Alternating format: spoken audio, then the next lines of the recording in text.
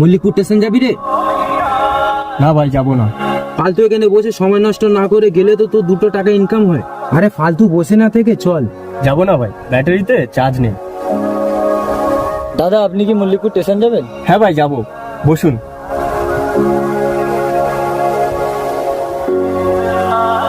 তুই না বললি তোর ব্যাটারি চার্জ নেই, তাহলে তুই মল্লিকপুর স্টেশনে কি করে যাবি এবার?